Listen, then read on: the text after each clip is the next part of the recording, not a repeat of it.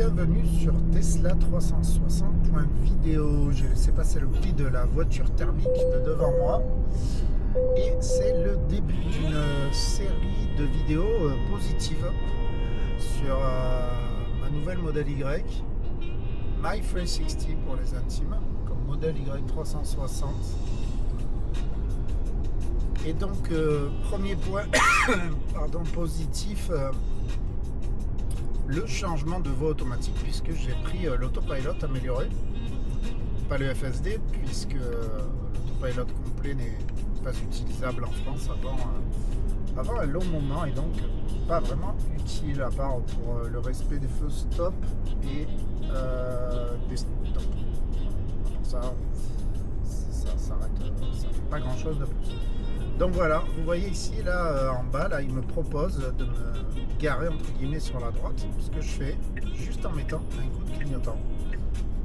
Voilà, pas besoin de coup de volant. Des fois, il demande quand il a des doutes sur le fait qu'on soit là ou pas, mais la plupart du temps, on n'en a pas besoin. Donc, franchement, c'est vraiment très reposant. C'était déjà bien d'avoir l'autopilot. Alors j'avais aussi les Sexy Buttons que j'ai racheté pour un Model Y, et il y avait l'autopilot en continu sur le Sexy Buttons. C'était pas mal. Quand on devait doubler quelqu'un, on pouvait doubler, mettre le clignotant, ce qui désactivait l'autopilot. Puis ensuite, quand on était dans la voie au bout de 2 ou 3 secondes, l'autopilot se remettait tout seul. C'était plutôt pas mal. Mais ça nécessitait en fait quand même une action manuelle, le fait de changer de voie manuellement. Alors oui, c'est de la fainéantise, hein, mais la technologie, c'est juste quelque chose qui nous permet de ne pas faire des choses qu'on sait déjà faire. C'est plus ennuyeux quand la technologie fait des choses qu'on ne sait même pas faire, genre des créneaux, pire réfléchir avec l'intelligence artificielle, et on laisse finalement réfléchir à notre place et on en devient incapable, mais c'est un autre sujet. Donc la maîtrise est parfaite, hein, finalement, malgré le test que j'avais fait. Alors peut-être parce que j'avais mal configuré le changement de voie auto.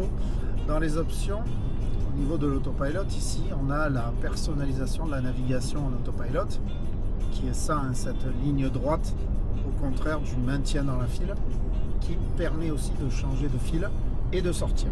Pas de rentrer, mais de sortir automatiquement quand ça fonctionne, parce que j'ai eu des soucis, mais en général ça fonctionne. Et donc là, on peut l'activer au départ de chaque trajet, c'est le cas. Et ensuite, changer de voie de façon plus ou moins rapide. Et en fait, c'est pas que ça va changer plus vite, c'est que l'autopilot va proposer de changer de voie dès qu'on atteint les limites de la vitesse. Par exemple, supposons que celui devant moi, c'est le cas là. Il y a une caravane, donc elle va rouler un peu moins vite que moi. Tout de suite, mode Mad Max, elle va me proposer de changer de fil. J'aurais qu'à lui dire change de fil et elle va le faire toute seule.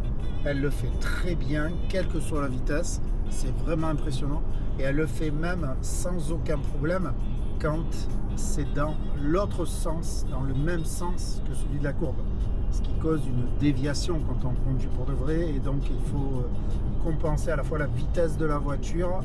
Il vaut mieux changer finalement de voie vers l'intérieur et non pas vers l'extérieur. Toujours hein, cette obligation de mettre les mains sur le volant quand j'ai pas mon aimant.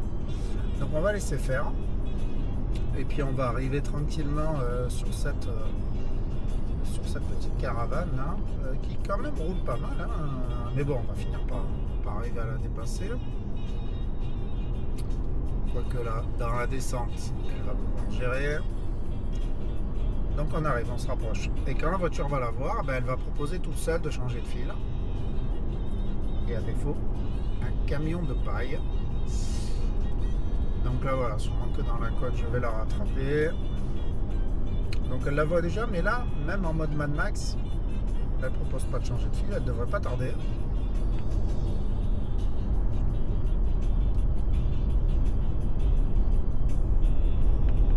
Là elle me fait reculer, hop, voilà, je mets, alors quand même, je sens que j'ai 90, et ça c'est le mode Mad Max, hein. Sinon c'est beaucoup plus lent.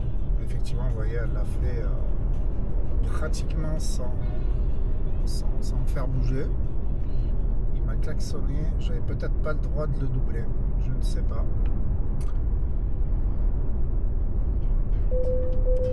Voilà, donc là, la voiture double, elle dit rien, elle ne propose pas parce qu'elle est consciente qu'elle est en train de doubler. Alors après, il n'y a pas une IA extrêmement avancée. Elle n'est pas capable de voir qu'il faudrait anticiper et doubler si quelqu'un s'insère. Par exemple, regardez là. Là, elle est dans l'autre sens. Ah ben voilà, désolé, mais elle n'a pas voulu. Changement de voie auto annulé. Ok, bon, on va recommencer. Là, c'est ce que je vous disais, difficile de gérer ça. Et en fait, donc elle refuse de gérer. Ah ben, je suis désolé, hein, c'était une vidéo positive, mais ça ne marche pas. Ça ne marche pas à cause de l'inclinaison en fait de la route hein, qui rend difficile la rentrée dans la voie intérieure. Mais bon, c'est faisable, on le fait à la main, donc la machine devrait le faire. Alors là, bien sûr, elle me propose de me rabattre, ce qui est totalement idiot, puisqu'elle voit bien qu'il y a une voiture devant. Alors elle apprend pour une voiture peut-être qui roule en marche avant. Assez amusant. Ça n'est pas une voiture, c'est un camion. Voilà, donc là, on va avoir droit à rien du tout, c'est moi qui le dis. Et elle refuse. Ah, je rate, je vais être gentil et faire des trucs positifs et ça marche pas. Alors lui, il va me doubler par droite.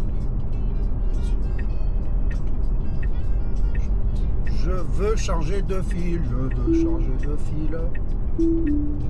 t'excite pas, gros con.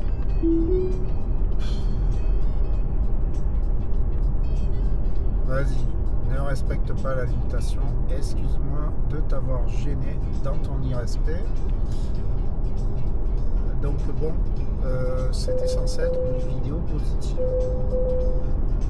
Et on voit qu'en fait ce changement auto, il est un peu perturbé par des règles internes à lire, sans doute, mais bon.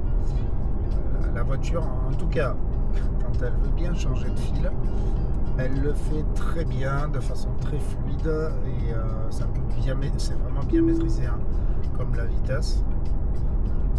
Voilà, là, pourquoi est-ce qu'elle a proposé, je sais pas. Une fois, je ne l'ai pas fait. Elle n'avait pas spécialement de raison de me proposer de rouler à gauche, alors qu'il n'y avait personne devant.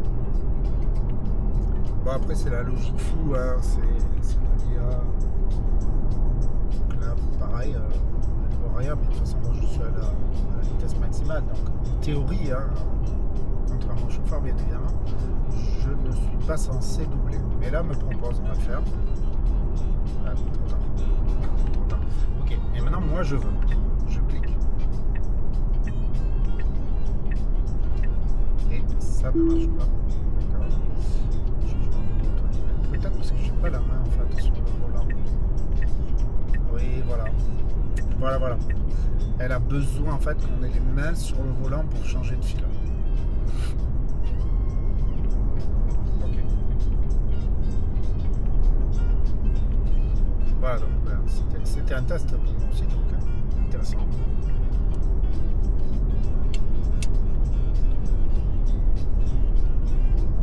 Et c'est pour ça que j'ai pas eu de problème, effectivement, et que je voulais vous faire une démo positive. Après, c'est un peu bizarre, hein, parce que si on a une main sur le volant, qu'on appuie sur le clignotant, on n'est pas forcément censé avoir encore la main sur le volant. Il faut la remettre si on n'a pas des mains. Donc bon.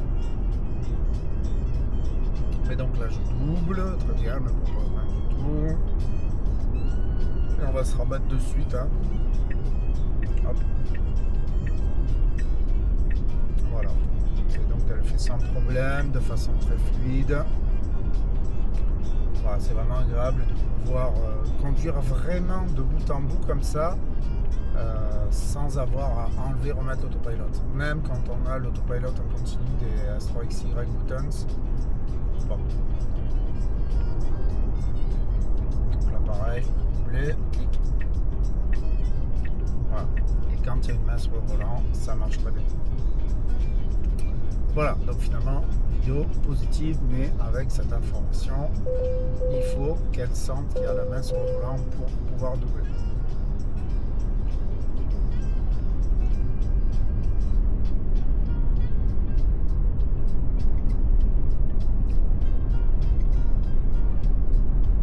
Donc là, on va se rabattre parce que de toute façon, il y a la descente. Voilà, donc bref, sont très agréables de conduire avec en plus de ça une jolie vue. Nous sommes entre Albi et Rodez. Et tout à l'heure, vous aurez droit à une vidéo sur le magnifique viaduc de Millau